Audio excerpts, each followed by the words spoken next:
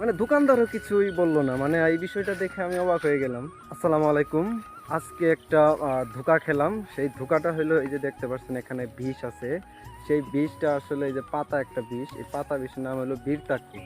তো আসলে আমাদের গ্রাম অঞ্চলের মানুষজন এটারে অন্য একটা নামে ডাকে। তো আমিও ঠিক সেই নামেই জানতাম যে আসলে এই বিষের নামটা মনে হয় বীরটাকু না, অন্য একটা নাম জানতাম।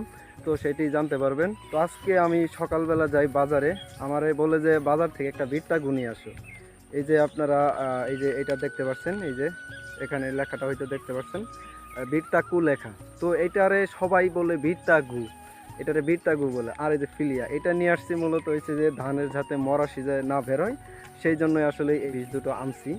তো এই বীজ দুটো আনতে গিয়ে হয়েছে যে দোকানদারে আমি সুন্দর করে বললাম যে একটা বীরটাকু, সরি একটা বীরটাকু দেও, আর একটা হচ্ছে এই যে ফিলিয়া। তো এই দুটা নাম আমি বললাম, দোকানদারে সুন্দর করে দিল। এটার নাম যে বীরটাকু, এটা কিন্তু দোকানদার আমারে একটুও বলে নাই যে এটা বীরটাকু না, এটা হলো বীরটাকু। আসলে এই জিনিসটা আজকে আমি খুব ভালোভাবে ফিল করলাম। আসলেই মানে দোকানদারও কিছুই বললো না, মানে এই বিষয়টা দেখে আমি অবাক হয়ে গেলাম। তো দেখতে পাচ্ছেন ভালোভাবে এটার নাম হলো বীরটাকু। তো সবাই জানে এটার নাম হলো বীরটাকু, সবাই এটারে বীরটাকু বলে ডাকে। আমি মনে মনে ভাবতাম যে হচ্ছে বীরটাকু নামে কোনো বিষ আছে নাকি, থাকতেও পারে, সেটা হয়েছে যে বিজ্ঞানীদের নাম।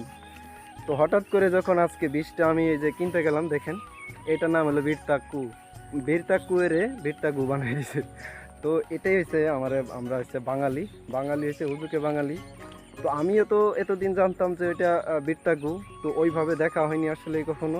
তো আজকে বীজ দিতে যদি না আসতাম, এটাও এটাও বুঝতে পারতাম না।